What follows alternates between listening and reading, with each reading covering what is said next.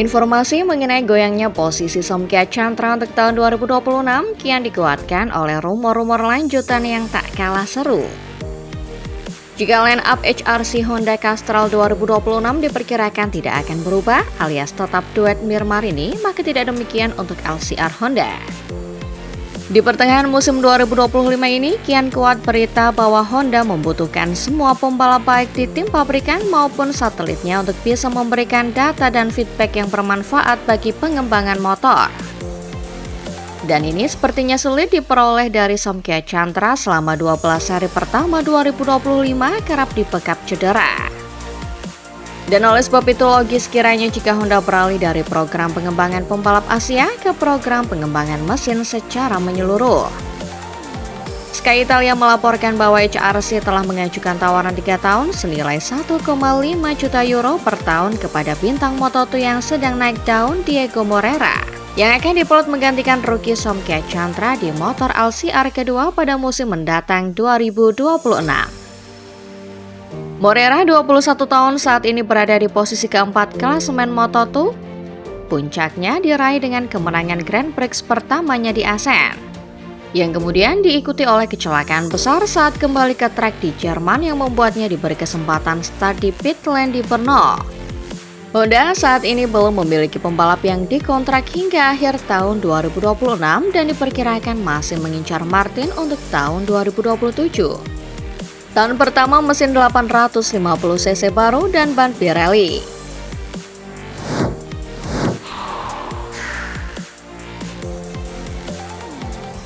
Alex Rins masih belum menemukan performa terbaiknya di atas motor Yamaha. Setelah Grand Prix Ceko, pembalap Spanyol itu mengakui bahwa ia tidak mampu bertarung seperti rekan setimnya Fabio Quartararo atau Jack Miller. Ia merasa frustasi namun menegaskan bahwa ia tidak akan menyerah. Rins menjelaskan bahwa masalahnya selalu sama, kurangnya cengkraman dan traksi serta tenaga mesin yang kurang bertenaga, yang memaksanya mengambil risiko lebih besar saat mencoba menyalip.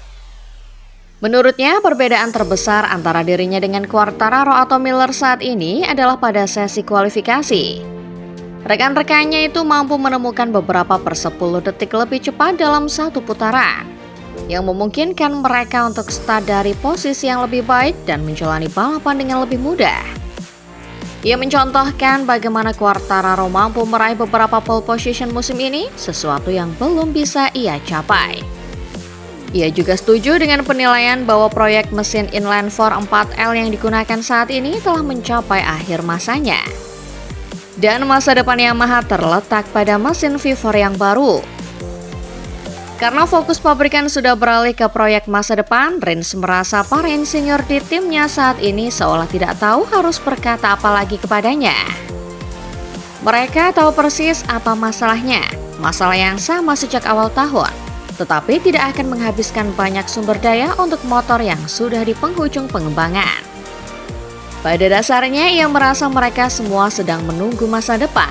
Meskipun begitu, ia menyebutkan akan ada beberapa pembaruan kecil pada fairing di Austria nanti.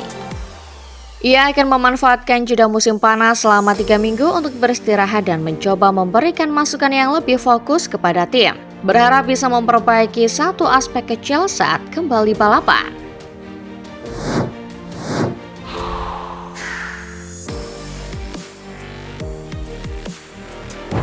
Dalam sebuah wawancara, mantan juara dunia Jorge Lorenzo mengenang kembali era persaingan sengitnya di MotoGP. Ia menceritakan hubungannya yang penuh ketegangan total dengan Valentino Rossi saat menjadi rekan setim di Yamaha, dan juga menganalisis era Fantastic Five yang legendaris. Lorenzo menjelaskan bahwa saat ia dan Rossi berbagi garasi, situasinya sangat sulit. Keduanya sangat kompetitif, sama-sama bangga dan merasa menjadi yang terbaik. Tidak ada yang mau mengalah. Sehingga persaingan untuk membuktikan siapa yang lebih unggul di atas motor yang sama menciptakan ketegangan tinggi. Namun, ia mengungkapkan bahwa hubungan mereka membaik saat mereka berada di tim yang berbeda dan menjadi hubungan baik setelah keduanya pensiun. Ia bahkan pernah diundang ke ranch milik Rossi, sebuah pengalaman yang menurutnya sangat menyenangkan. Lorenzo kemudian mengupas tuntas kekuatan dan kelemahan para rivalnya di era Fantastic Five. Menurutnya, kekuatan utama Dani Pedrosa adalah akselerasi saat keluar tikungan atau pick up karena gaya balapnya yang sangat halus dan bersih. Namun, kelemahannya adalah saat pengereman karena kondisi fisiknya yang kecil. Sementara itu, Casey Stoner disebutkan memiliki insting luar biasa dan bakat alami untuk memahami batas lintasan secara instan, terutama dalam kondisi yang sulit. Terakhir, ia mendeskripsikan Marc Marquez sebagai talenta alami yang sangat kuat secara fisik dan memiliki refleks yang hebat. Keunggulan terbesarnya adalah ia menjadi pembalap yang paling tidak takut terluka. Namun, keberaniannya itu juga menjadi kelemahannya, karena terkadang membuatnya melakukan kesalahan. Lorenzo pun dengan yakin memprediksi bahwa jika tidak ada halangan besar, Marc Marquez hampir pasti akan menjadi juara dunia 2025.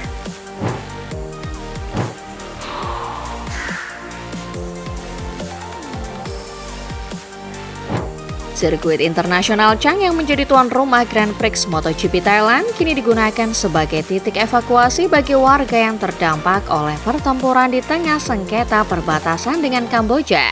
Pertempuran mematikan meletus awal pekan ini antara pasukan militer Thailand dan Kamboja. Ketegangan terus meningkat setelah kematian seorang tentara Kamboja akibat baku tembak lintas batas pada bulan Mei lalu. Bentrokan kembali terjadi pada hari Kamis 24 Juli di sepanjang area sengketa di sekitar sebuah kuil kuno. Dengan tembakan artileri dilaporkan terjadi selama beberapa hari berturut-turut hingga hari Jumat. Menurut laporan Bangkok Post, tidaknya 15 warga sipil telah tewas sejak pertempuran dimulai. Sebagian besar di sisi perbatasan Thailand. 4 provinsi di Thailand yang paling terdampak adalah Sisaket, Surin, Ubon Ratchathani, dan Buriram. Provinsi Buriram adalah lokasi di mana sirkuit internasional Chang berada yang telah menjadi tuan rumah MotoGP sejak 2018. Pihak sirkuit mengumumkan pada hari Kamis bahwa mereka telah menerima lebih dari 8.000 penduduk desa dari distrik terdekat sebagai bagian dari rencana evakuasi yang diberlakukan karena pertempuran tersebut. Pihak sirkuit berharap situasi kritis ini akan cepat berlalu. Hingga kini pihak MotoGP belum memberikan komentar resmi mengenai situasi di Thailand. Namun mereka baru saja merilis kalender 2026 pada hari Kamis yang tetap menampilkan Thailand sebagai seri pembuka yang dijadwalkan berlangsung pada 1 Maret tahun depan. Sementara itu, Perdana Menteri Thailand mengatakan kepada negaranya pada hari Jumat bahwa ia tidak mengantisipasi sengketa perbatasan ini akan meningkat menjadi konflik skala penuh antara negaranya dan Kamboja.